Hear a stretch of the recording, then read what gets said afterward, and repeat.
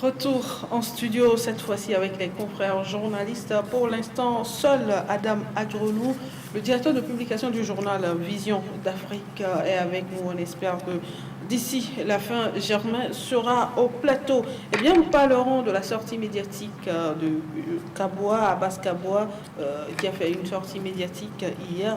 Si nous avons le temps, nous parlerons de la Côte d'Ivoire avec l'ancien Premier ministre Laurent Gbagbo, qui veut créer un nouveau parti politique. Adam, bonjour.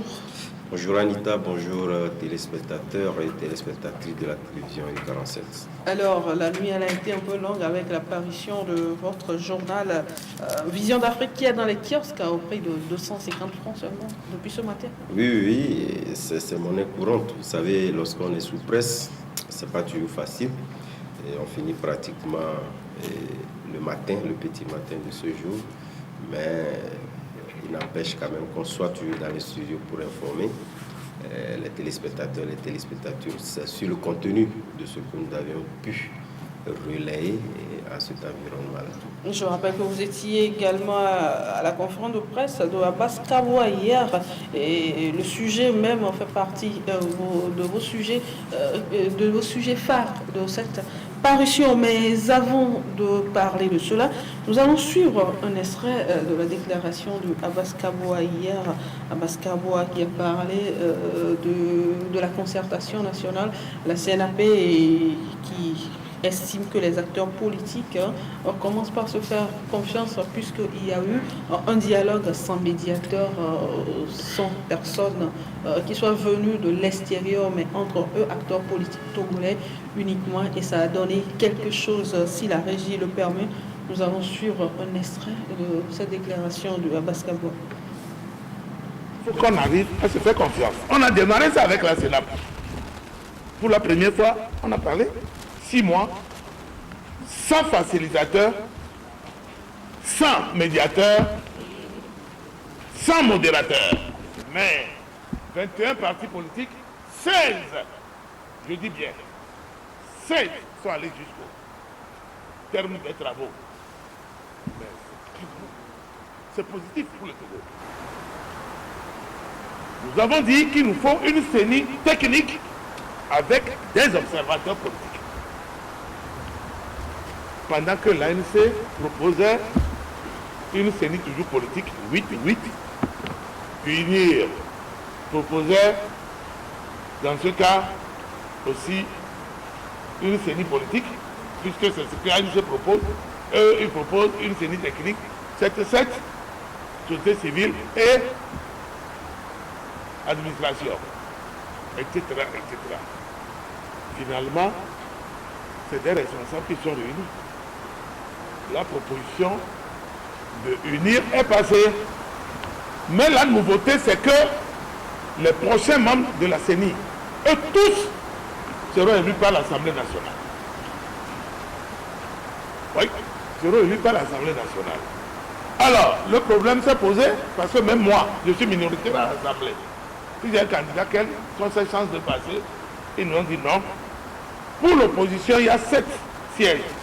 4 pour l'opposition parlementaire. Donc nous aurons 8 candidats. Et 6 candidats pour l'opposition extra-parlementaire qui va disposer de 3 sièges. Nous sommes sur un terrain politique. Quand vous obtenez un, c'est une avancée.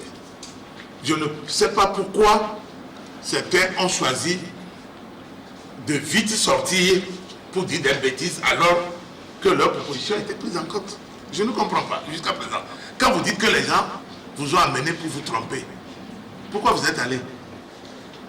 Pourquoi vous êtes allé? Là, c'est de l'incohérence absolue. Enfin, moi, j'ai des soucis par rapport à ça. Alors, il faut faire extrêmement attention. Et quand ça vient de quelqu'un qui a 70 ans, parce que 70 ans, c'est 69 ans n'est pas 70, hein, c'est 3e âge. Alors, le président du MRC, Abbas Kaboa, qui à la fin était un peu dur, on sait à qui il fait allusion déjà, mais dans ses premiers propos, quand on dit nous avons fait un dialogue sans facilitateur, sans modérateur, est-ce qu'on peut dire qu'on assiste maintenant à une certaine maturité des acteurs politiques au Togo? Vous avez lâché le mot. Vous savez, c'est toujours difficile au Togo que l'on appelle à ce genre de dialogue sans que ces acteurs politiques-là ne mettent des préalables. Et la plupart, lorsque vous scrutez un peu ces préalables, c'est un lieu en fait qui a cette crise de confiance-là, qui guette toujours ces acteurs politiques, faisant donc intervenir des larrons extérieurs. Et la plupart du temps, c'est la communauté internationale qui est aussi appelée à la rescousse. On l'a vu récemment avec ce dialogue entre acteurs politiques où la CEDEAO était l'acteur qui a arbitré entièrement dans ce dialogue-là. Et au finish, cela n'a pas permis d'arriver au consensus ou d'arriver à pouvoir anticiper sur les clivages qui minaient ces acteurs politiques-là. Donc pour une première fois, je pense que d'abord, il faudrait que l'on puisse saluer l'exécutif au passage. Et ça, moi, je l'ai lié après cette crise-là de 2017 où le gouvernement disait plus jamais ça sur la terre de nos aïeux. Je pense que c'est dans cette logique-là que l'exécutif a jugé opportun au regard de cette crise sanitaire-là qui a mis des restrictions où l'expression politique n'était plus permise à un moment donné, et ça aussi il le fallait, même si cela était expliqué par cette Covid-19, il n'en demeure pas moins qu'il y avait des voix qui se levaient sur le fait qu'il faudrait qu'on puisse donc donner cette latitude-là à l'expression politique. Et donc c'est par anticipation que le gouvernement a convié ce cadre de concertation-là pour permettre, sachant pertinemment qu'il y avait donc des voix qui étaient un peu comprimés parce que c'était pas facile. Tous ceux qui ont appelé donc à des manifestations, soit ces manifestations-là ont été interdites, mais ceux qui voulaient donc tenir, je pense que le gouvernement aussi était en droit de pouvoir donc prévenir à ce que ces manifestations-là ne puissent pas avoir lieu pour éviter quelque part par ricochet à ce que nous puissions tomber dans le sphère de cette Covid-19-là. Donc, c'est à saluer. Il a convié et il n'y avait pas d'arbitrage joué par un troisième larron. Et ce sont les acteurs politiques qui ont été conviés et on a vu la formule qui a été retenue, même si cette formule à un moment donné certains jugeaient bon qu'on pouvait peut-être élargir ce cadre-là sur un certain nombre d'acteurs qui n'ont pas participé à ces élections-là ou ces sociétés civiles-là qui aussi avaient son regard à pouvoir porter sur l'actualité politique. Parce que lorsque nous parlons des acteurs politiques, il n'y a pas que ceux qui sont les leaders politiques qui sont concernés. Vous savez aussi, lorsqu'on parle des acteurs politiques, sans la société civile, quand je parle de la société civile, je parle des médias, des acteurs qui ne sont pas formellement identifiés comme étant dans la posture politique, mais qui essaient d'animer la vie politique. Puisque lorsque vous prenez ceux qui ont la légitimité du débat public, il n'y a pas que les politiques. Donc c'est en ce sens que moi j'estime qu'on devait peut-être élargir ça sur la société civile.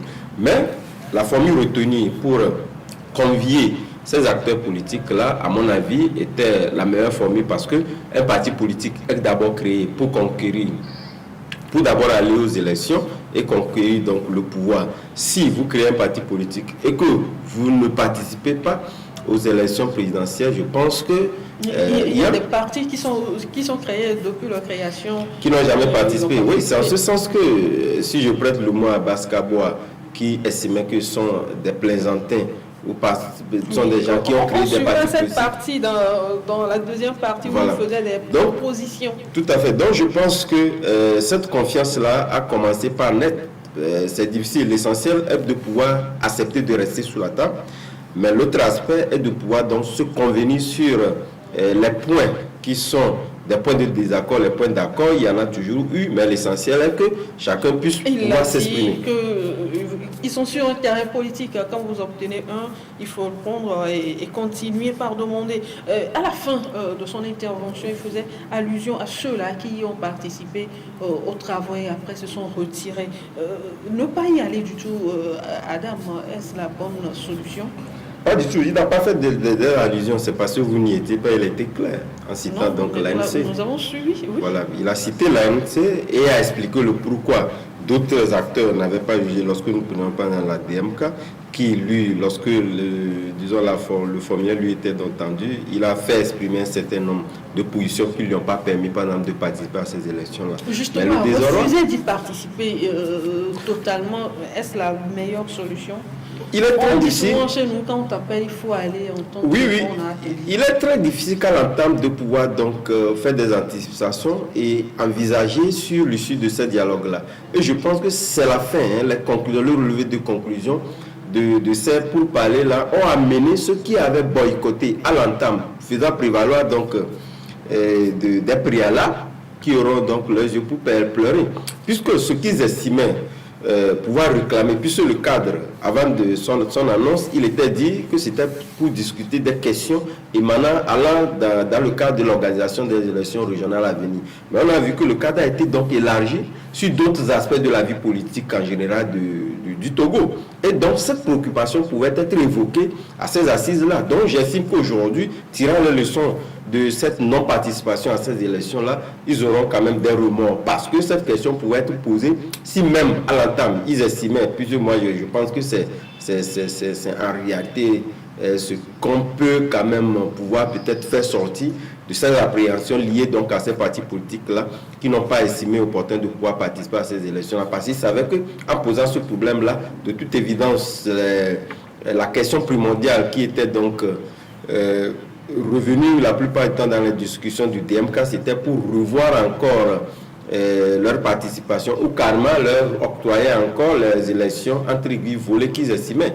Et si ce cas-là avait été élargi, on pouvait peut-être encore discuter de ce cas-là, même si on savait qu'il n'y aura pas grand-chose à gagner, puisque les élections, les institutions d'arbitrage des élections sont connues. Peut-être que la DMK a refusé de participer à ces travaux, parce que vous savez, la dernière fois, hein, leur président, depuis son exil, a estimé que ce cadre de concertation-là était une erreur.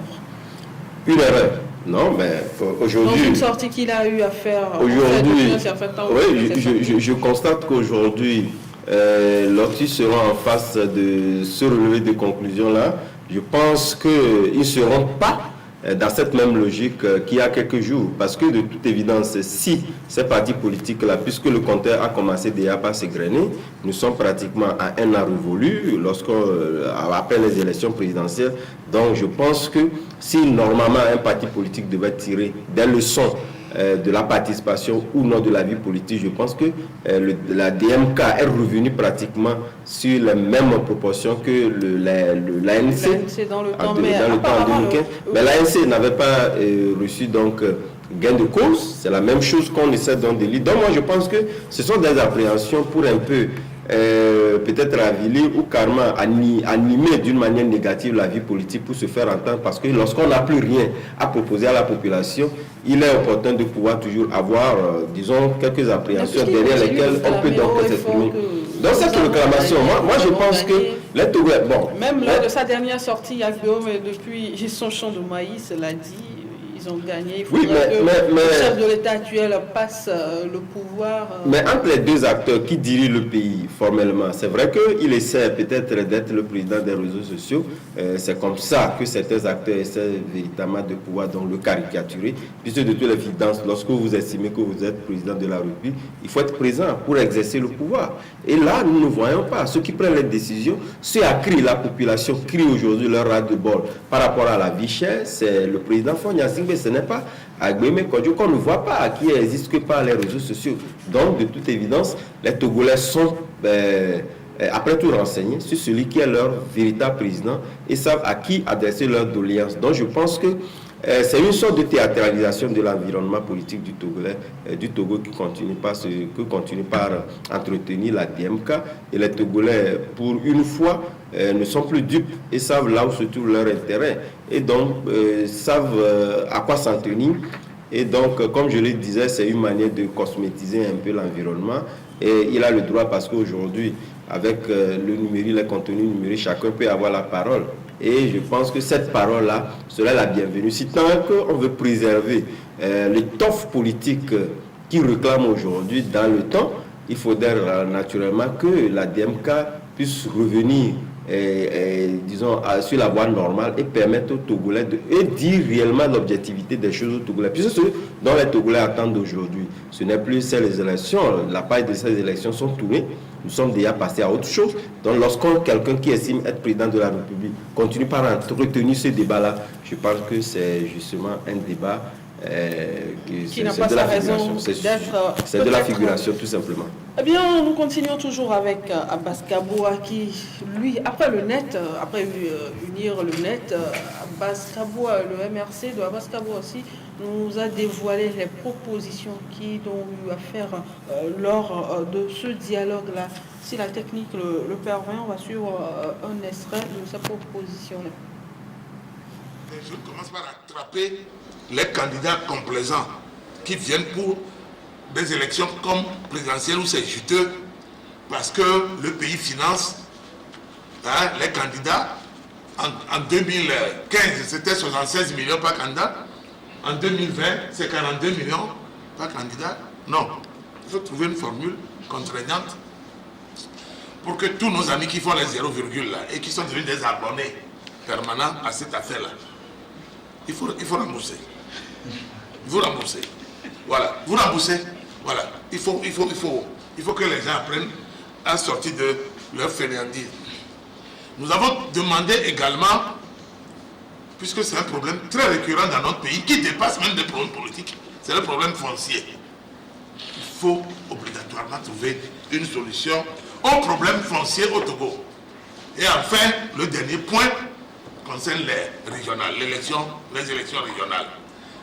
Moi, par exemple, je suis député d'une micro-préfecture. Si nous laissons, nous ne disons rien, ma préfecture n'aura même pas un seul élu au régional. Donc nous avons dit de donner chance égale à toutes les préfectures d'avoir au moins 2 élus avant qu'on ne redistribue le reste selon les scores et la taille. Parce que Dany ne peut pas se comparer à Ogou ni Cloto. Ça, nous sommes conscients. Mais il va être totalement farfelu et absurde qu'on dise que Dany n'a pas de conseiller régional. Alors Adam, de belles propositions. C'est vrai qu'il y en a qui nous ont fait sourire ici, mais de belles propositions dans l'ensemble. Oui, il faut dire que les propositions du MRC, au-delà de pouvoir peut-être galvaniser, disons, les propos d'Abbas Kaboua, sont à prendre quand même avec beaucoup de sérieux. Parce que cette le problème foncier. Oui, ce problème-là, il a évoqué le problème foncier, il a évoqué également la question de la confiance, qui lui est un mode de vie que devaient se donner les acteurs politiques pour sortir, disons, de ce carcan de méfiance entre acteurs politiques et qui débouche aussi sur pratiquement toute la population. Mais en politique, il faut oui, mais c'est vrai que c'est vrai qu'il est très difficile de pouvoir arriver donc au consensus en politique. Mais au même moment, lorsque vous mettez l'intérêt supérieur de la nation par devant tout, vous arriverez naturellement à prendre en compte ces préoccupations, tenant compte de l'intérêt général que de l'intérêt particulier. Mais lorsque vous voyez dans les usages et les pratiques d'un certain nombre de partis politiques, il faut prévaloir pratiquement leurs intérêts personnels avant de faire partie de l'intérêt général. C'est là où résident réellement donc les inquiétudes de la population. C'est en ce sens que nous trouvons opportun de pouvoir qualifier ces propositions d'Abbas Kaboua comme étant des propositions allant dans le sens de l'intérêt général. Parce que pour certains, lorsque vous prenez beaucoup de ces propositions, moi je les ai jugées très opportunes pour la simple et bonne raison que ça a pris en compte la proposition que d'autres n'ont pas jugé opportun de pouvoir faire passer. Parce que lorsque vous comparez ces propositions avec les propositions de l'ANC, vous voyez clairement que quelque part, les gens continuent pas à se cacher derrière le toffe de popularité ou de populisme pour faire prévaloir un certain nombre d'arguments qui, en réalité, en ce temps précis, les Togolais n'en ont pas besoin. C'est ce dont nous avons besoin, par exemple, lorsqu'ils passent des élections régionales. C'est vrai, lorsque la pêche était donc lancée, on pouvait donc laisser aller et que les gros morceaux puissent donc se contenter de la grande partie et que les micro-préfectures n'aient rien. Vous prenez pendant la préfecture de Dany, Akebou, etc., qui sont des petites préfectures. Il faudrait quand même que dans la gestion du pays, chaque préfecture puisse être conviée dans cette gestion-là. Donc c'est d'abord une bonne proposition. Par là de la confiance, c'est un fait. Mais au même moment, c'est pourquoi le disant de toutes les façons, on sait que chacun a créé un parti politique, il a des aspirations, des ambitions à faire nourrir, et chacun peut, au regard de ses ambitions, faire des propositions allant dans ce sens, mais au même moment, lorsque ces propositions ne concernent que ces acteurs-là liés donc à ces partis politiques, cela ne peut pas faire unanimité au sein de la population. C'est en ce sens qu'il dit, même, comme je l'ai dit, même si il est très difficile d'arriver donc à cette confiance, de toute évidence, cette confiance-là va arriver à partir du moment où ces acteurs politiques prendront en compte l'intérêt général. Il faut pas oublier le fait qui demande que ceux-là qui ont eu un score en bas en pourcentage donné. Oui, moi je l'ai toujours dit, parce que c'est vrai, le pays qui est toujours cité en exemple dans cette reformulation de l'environnement politique, c'est le Bénin. Lorsque Patrice Talon était arrivé, il a fait dire que voilà, il faudrait quand même que le pays où les partis politiques qui étaient pratiquement dans le business, voilà pourquoi il a proposé qu'on puisse aller vers des propositions comme ce que nous avons au niveau de l'Afrique du Sud, où nous avons des partis politiques qui sont là, mais qui ne sont pas arrivés pendant plusieurs élections à faire élire un candidat. Ça veut dire que le parti n'est ni représentatif, c'est un parti politique qui se retrouve dans une sphère donnée et dont ne peut pas faire prévaloir les aspirations profondes de la population. Donc je pense que Abbas Kabwa, en le disant, les gens ne peuvent pas créer des partis politiques avec des ambitions qui mouillent, mais au même moment n'arrivent pas donc à participer à des élections pour des motifs qu'on n'arrive véritablement pas à expliquer. Donc moi je pense que ces propositions-là, loin de Dieu que ce sont des propositions singulières qui vont peut-être dans l'avantage d'un parti politique ou d'un autre parti politique, mais ce sont des propositions qui sont les bienvenues. On ne peut pas avoir au Togo, dans ce petit pays-là, avoir presque 200 partis politiques aujourd'hui. Mais lorsque vous prenez ces partis politiques, et moi je pense que c'est Abbas Kabwa, je me rappelle qu'il y a de cela 2 ans, lorsque dans une discussion, dans un débat plutôt, il parlait donc de revisiter la charte des partis politiques. Moi je pense que c'est très important.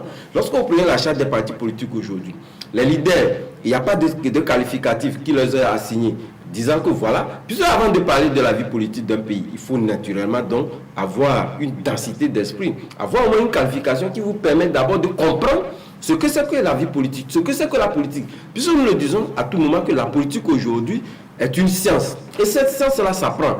C'est justement le fait que cette science-là n'est pas fondée aux règles réglementaires de la chose qu'on a toujours tendance à dire que voilà, il y a certains qui ont fait peut-être les relations internationales, qui ont fait la politique en eux-mêmes, mais qui ne trouvent pas du boulot. C'est justement parce que ces acteurs-là, à un moment donné, n'ont pas compris le fait de pouvoir faire intervenir ces gens-là qui sont érudits dans la chose pour venir peut-être anticiper si un certain nombre de choses données, ce qu'ils ne font pas. Donc moi je pense que parlant de ça, il faudrait revoir cette charte-là qu'il a aussi proposé dans ses propositions et faire en sorte que demain, que cette charte de parti politique-là puisse être revisitée. Ça nous évitera à ce que nous ayons des plaisantins qui vont créer des partis politiques qui ne se résument qu'à leur cercle familial. Alors, je le disais en début d'émission, Vision d'Afrique s'est intéressée à cette sortie-là. C'est d'ailleurs un des titres à la une de votre parution de ce jour du concertation plutôt nationale entre les acteurs politiques du conte de fées à la tempête royale de l'ANC.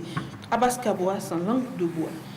Oui, je pense que la semaine dernière, nous sommes revenus toujours sur ce cas de concertation-là, puisqu'il vous en souvient que c'est le lundi dernier que l'ANC a fait sa sortie publique, faisant donc entorse aux dispositions légales contenues dans ce cas de concertation-là, même si, à la veille, il a estimé opportun de pouvoir se désolidariser de ce cadre-là. Je pense que l'esprit du cas voudrait que le gouvernement puisse avoir la primauté de pouvoir rendre public les relevés de conclusion de ce cadre-là.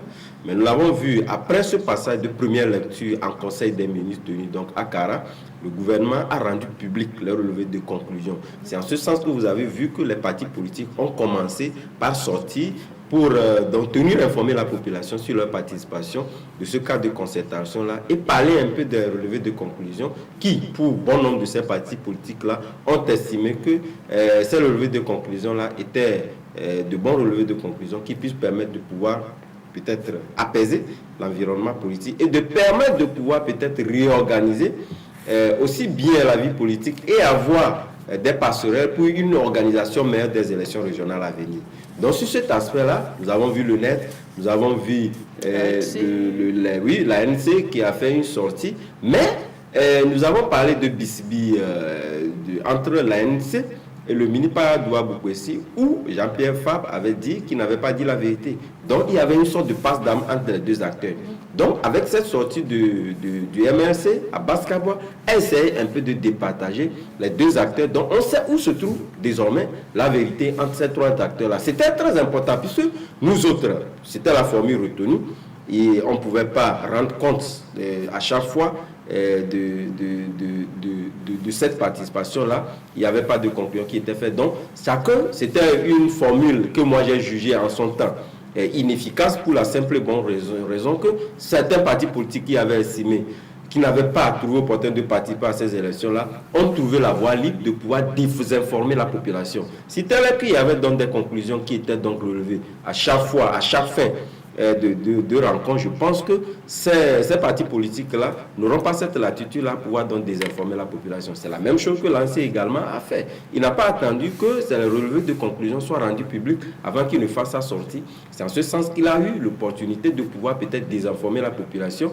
en parlant du fait que le ministre ou carrément qu'ils avaient adressé une note qui mettait fin à cette participation-là, mais eux-mêmes continuaient. Mais lorsque nous voyons un peu les relevés de conclusions, c'est à la veille que cette lettre-là a été adressée donc au ministre. C'est tout simplement que cette formule-là, même si elle a été donc relevée inefficace, je pense que certains partis politiques qui ont trouvé sincérité dans cette participation-là ont tenu jusqu'au bout et on a vu que les conclusions qui étaient donc contenues en matière d'accord dans cette participation-là ont été toujours tenues secrètes jusqu'à la fin et que c'est le gouvernement qui a la primauté après ce passage de lecture en conseil des ministres et sont, je pense que des actes à saluer. Merci Adam, merci d'avoir préparé cette émission. Malheureusement, Germain n'a pas pu faire le déplacement. Nous aurions pu parler de la volonté de Laurent Gbagbo, l'ancien président ivoirien, de créer un nouveau parti politique. Mais malheureusement, nous n'avons plus de temps. Merci à vous quand même, bien sûr, à la rédaction. Chers téléspectateurs, ce sera donc la fin de cette émission. Rendez-vous jeudi prochain à partir de 10h. Au revoir.